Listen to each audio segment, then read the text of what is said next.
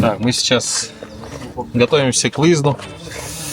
У нас будет достаточно интересный маршрут. И наша цель — это найти водопады по маршруту. Одна из целей. Вот сейчас заправляемся бензином, разбавляем масло. Лодка забронированная сейчас. В отличие от прошлого сезона, здесь уже забронировали дно. И буквально вчера наклеил пятаки для сумок. Да? То есть здесь будут такие сумочки. Ну, потом покажу. Вот, а в целом все без изменений. Мотор тут Tohatsu 50 с насадкой, с водометной. Завтра у нас будут еще дополнительные сборы. Вот у Андрея очень приятные хлопоты. Он распаковывает сейчас новый мотор, новую улитку, водометную насадку. Вот сейчас ему предстоит сегодня вечером или завтра в течение полдня мотор обкатает.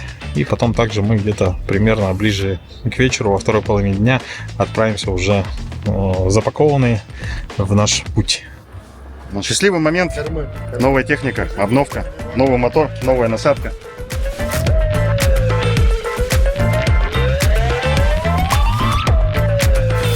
Та-дам!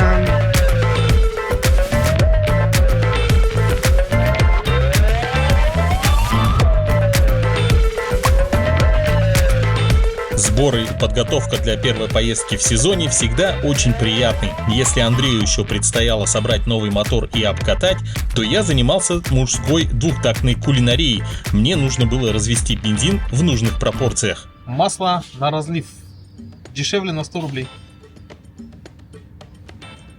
В целом неплохое предложение, да? Вот так вот. И баночку литровую используем как мерный стаканчик. Все рассчитано до миллилитров. Вот так вот. Примерно 50 литров и примерно литр масла.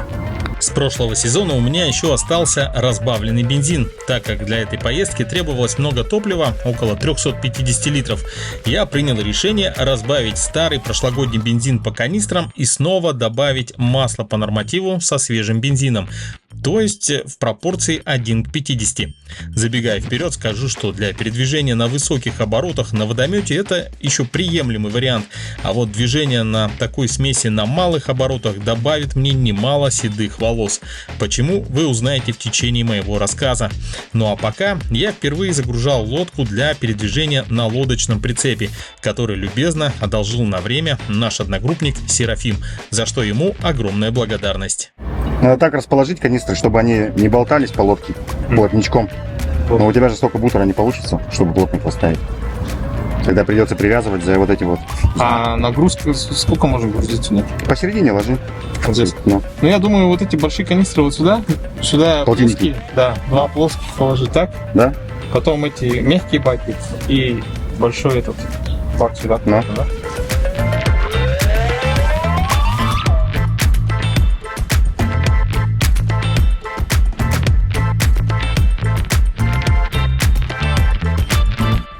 Так, у нас тут небольшая проблема с баком мягким. Мягкий бак, но надо ему дать должное, ему уже где-то года 4. Но не просмотрел, верхняя часть у него протекает. Подготовка поездки всегда состоит из огромного количества мелочей, небольших проблем, которые желательно устранить до начала самой поездки. Загрузив лодку, поместив мотор и остальные вещи в машину, на следующий день мы выдвинулись в путь. Как хорошо, что не надо переправляться на другой берег. Такая мысль у меня возникла в голове, когда мы проезжали мимо очереди на паром.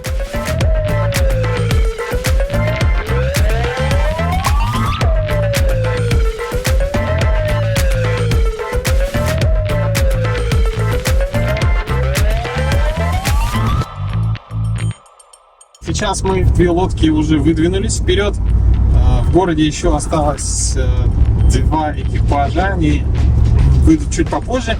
Но и наша задача дойти до Любятцев и там уже запустить лодки на воду. Ранним утром мы Стартуем. Сейчас у нас время 9 вечера. Мы уже поднимаемся на Нарвский подъем. Вот, ну, по плану где-то с первыми лучами солнца в районе 5-4 утра мы уже, наверное, выдвинемся. Как видите, в машине вещей предостаточно. Еще в лодке топливо. Топливо только 350 литров каждого. И там еще в багажнике лежат палатки.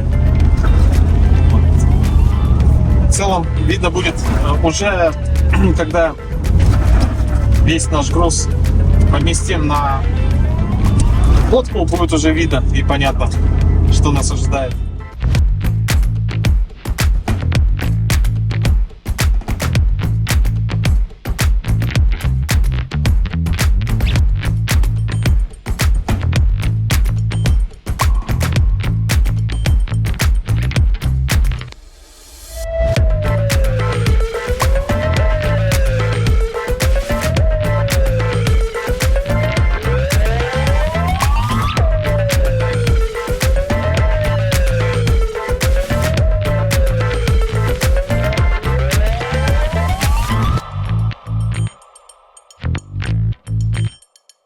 Так, ну что, мы сейчас прибыли на место спуска лодок.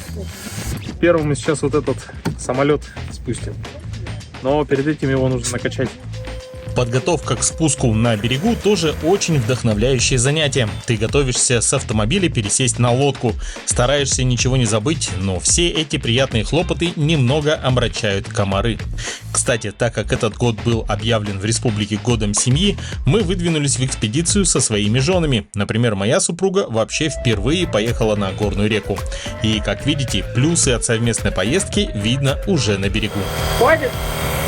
Хватит! Эй! Комарики, комарики, комарики.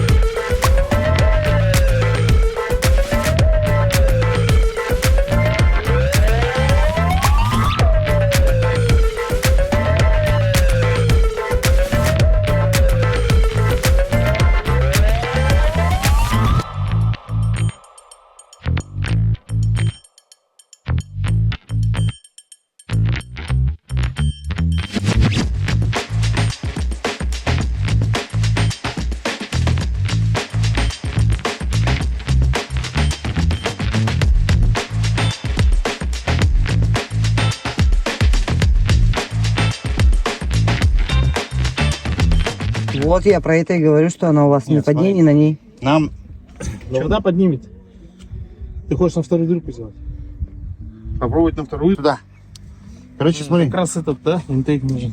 Вот это, по идее, да? Вот здесь подкладывать доску. Надо. Потому что, видишь, вот я, насколько он туда пришел. Я делаю всегда на максимальный, чтобы его отодвинуть назад еще. Я же на 40-ке, и у меня получается вот этот, вот как раз на третьей дырке он у меня прям в тоннель вот четко встал. Зашел туда. Ага, то есть мотор. Но бывали такие моменты, когда ты его когда вот поднимаешь и отпускаешь, и чтобы его запихать туда, приходилось его маленько повернуть. Ну прямо мы не едем. А? Все время прямо же не едем. Нет, вот он у тебя будет крутиться, но тебе это жестко будет. Ну, Правильно? да. Вот. Слушай, ну раньше тут была еще фанера стояла. Где? Она подъем повыше была. Ну да. Это потому что сейчас туннель Потому стал что тоннель на самую у нас- низкую часть. На самую низкую часть, да, мы его отпустили. Тогда на двойку поставить. Я же говорю, хотя бы на двоечку поставить его и на двойке попробовать. Давай. Сейчас с третьей дырки уйдем на среднюю дырку. Получается, мотор упирается носиком в тоннель. Сейчас мы чуть-чуть его приподнимем, посмотрим. Я думаю, нормально будет. Ну, вот так надо укоротить ее. Вот так. Несмотря на то, что любая поездка на водометной технике своего рода испытание, в нашем случае испытание было двойным, так как на моей лодке установлен тоннель с изменяющейся геометрией. Его можно раскрыть, а также поджать. Какой от этого эффект лучше всего будет видно с регулируемым трансом, когда можно будет поднимать или опускать мотор. В этой же поездке носик водозаборника попадал внутрь тоннеля, что создавало нежелательное трение и требовало дополнительных усилий для управления. Пока на старте приняли решение переставить туннель в среднее положение. И забегая вперед, скажу, что лучшим решением в данной ситуации было полностью освободить туннель, чтобы получить более свободную рулежку.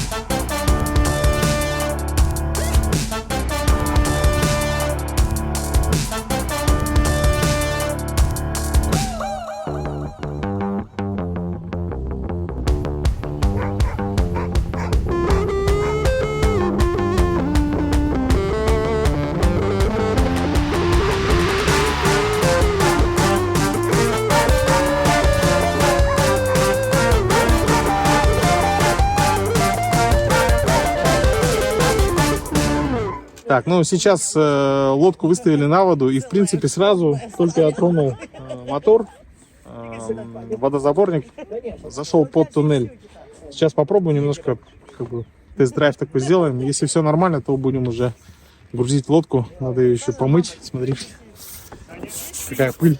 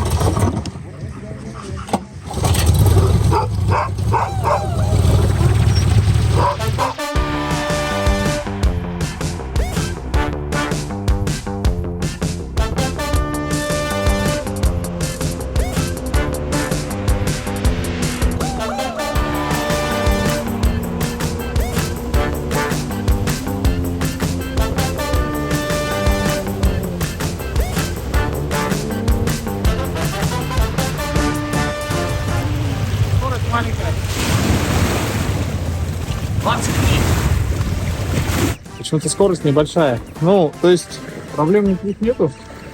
Рулится вроде ничего, но скорость небольшая, не знаю, с чем связано. После тест-драйва обратите внимание на мое недовольное лицо. Я недоволен скоростью в 23 км в час.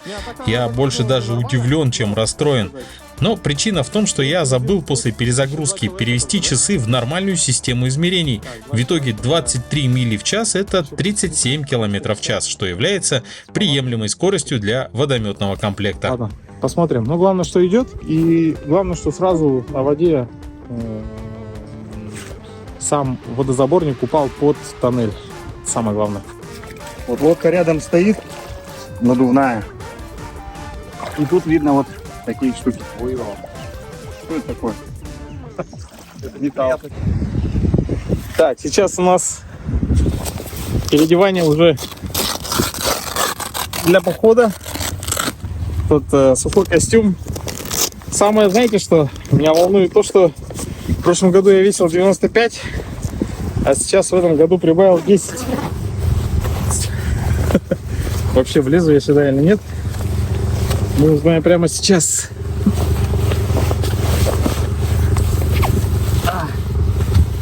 Комары дикие, намские. Держишь. Ага. Вот из-за травмы правой ноги не могу держать равновесие нормально на правой ноге. Так, Петру спасибо.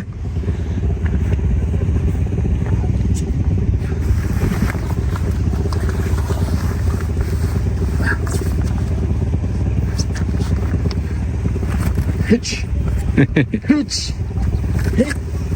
Да. Да. Так, это еще не вся.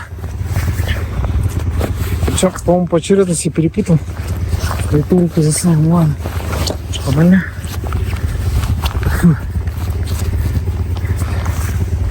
Вот оно, туристическое счастье. Не спать сутки. О!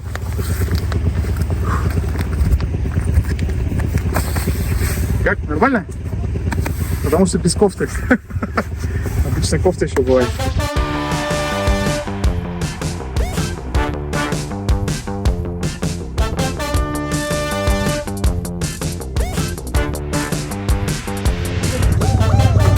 Это видео.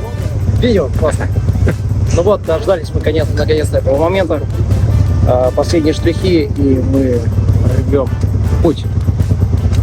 Ждите продолжения.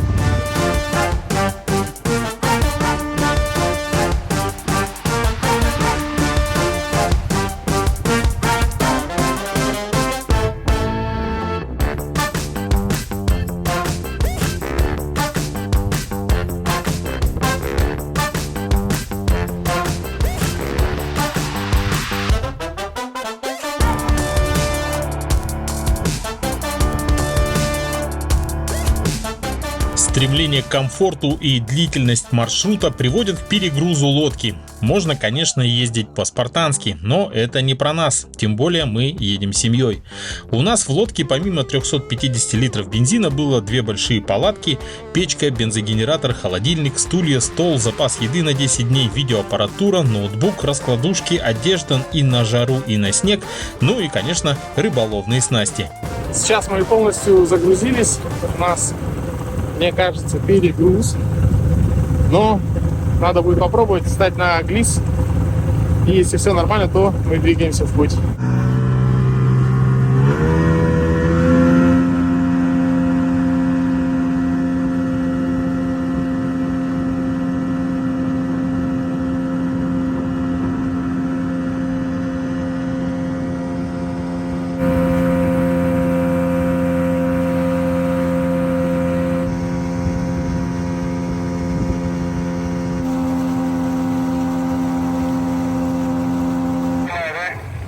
Да, Саня, а вы вот шли там прямо по берегу, по левой стороне шли, да, все время? Да, все верно, потихоньку чапай давай,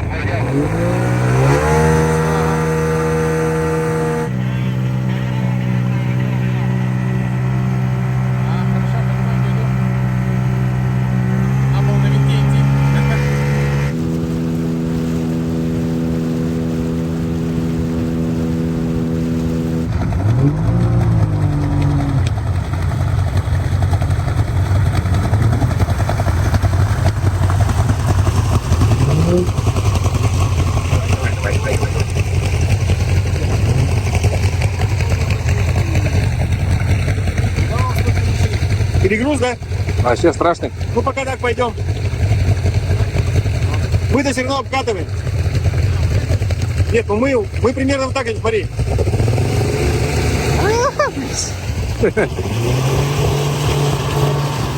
Как вы поняли, переход по глубокой воде реки Лена производился без выхода на глиссер. Тем более, что новый мотор Андрея еще не был до конца обкатан, и мы шли в одном скоростном режиме. Аэролодка Евгения ввиду своей большой скорости не позволяла ему идти в нашем темпе, поэтому он ушел вперед до места первой стоянки. Так же сделал и Юрий на 3-й водометной лодке.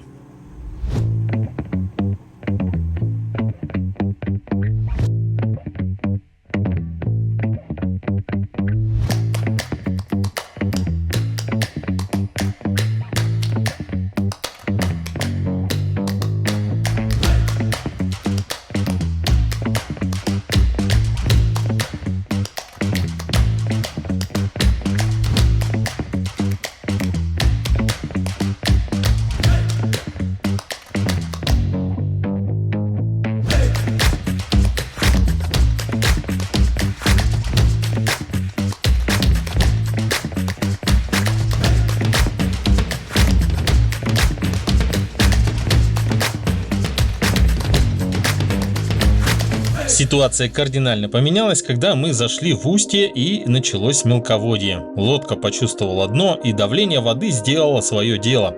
Мы вышли на глиссер.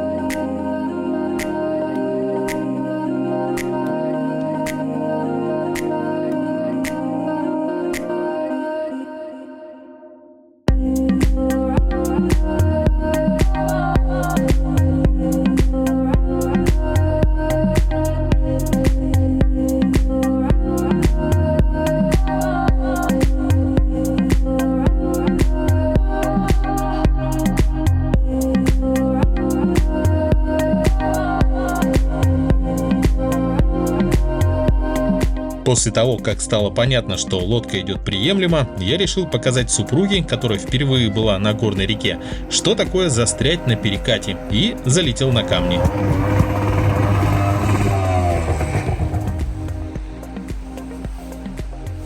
Вот так вот Куда мы попали?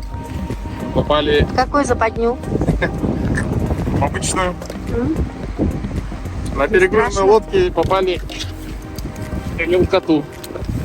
Так, сейчас будем вытаскиваться. Я сейчас камни проверю. Кстати, трубу надо уже поставить. Есть камни? Сейчас я трубку поставлю сначала.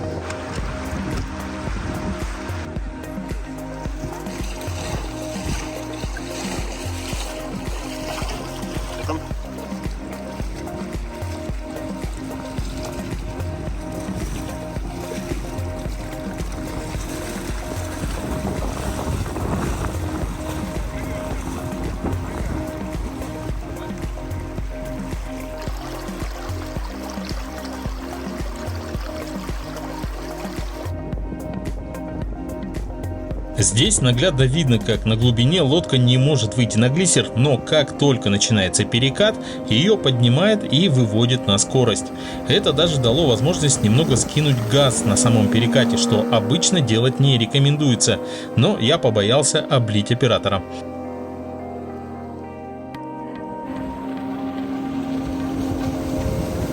А вот Андрей не побоялся и облил.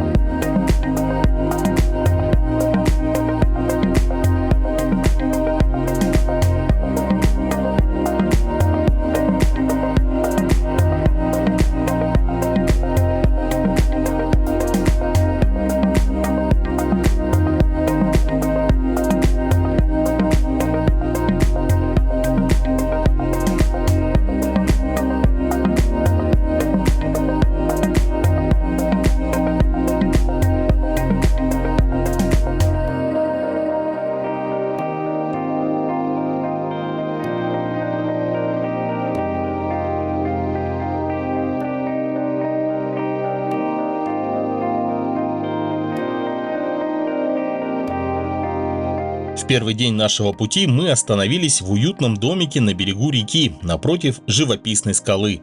Это был некий плавный переход от цивилизации к недельному проживанию в палатках.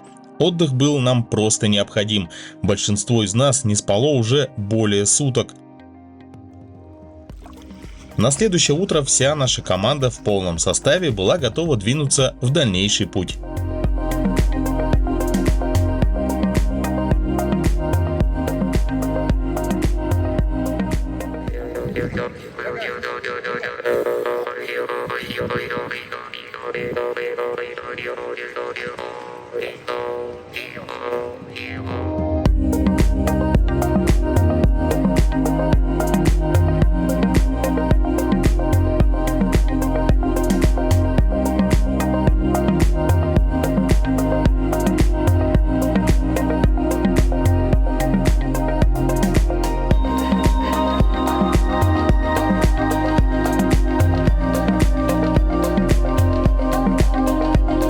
Друзья, ну, как вы видели, вчера наш путь показал, что у нас перегруз в лодке. Но вот у Юры, он очень хорошо идет, 40 км в час, да?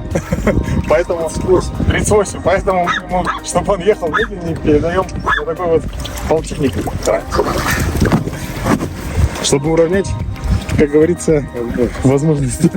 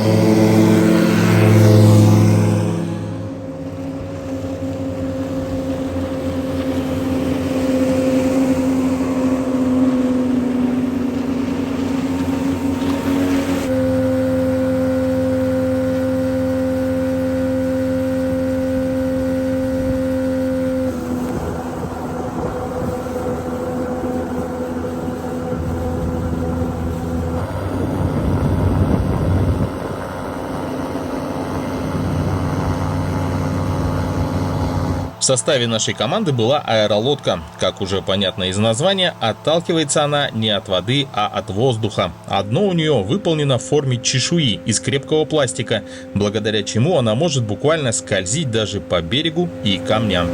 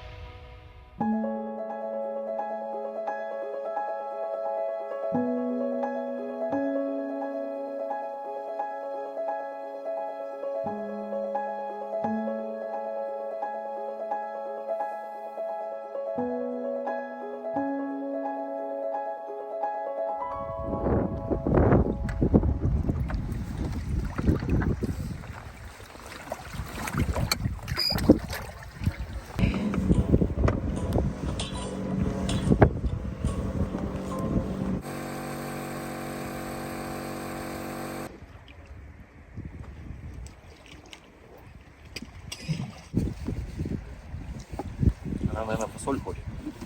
Колбаса вкуснее всего на природе. Короче, смотри, Икра черная, красная, да, заморская икра.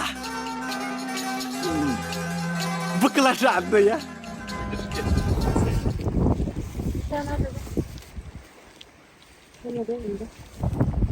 Кружок сделать тебе? Да.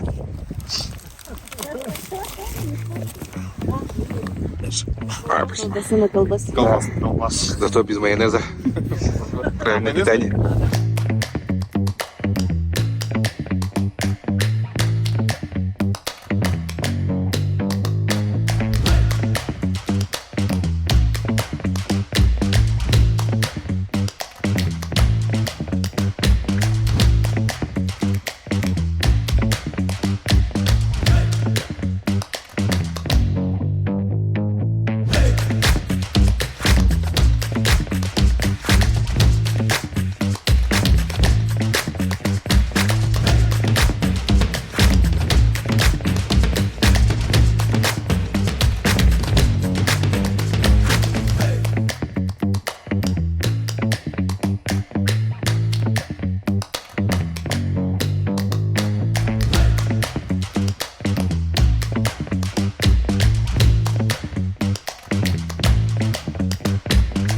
Мы продолжали наше постепенное продвижение к месту установки основного лагеря.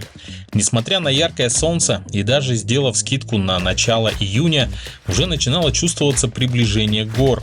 Воздух становился прохладней, и меж лесных берегов все чаще стали мелькать горные массивы.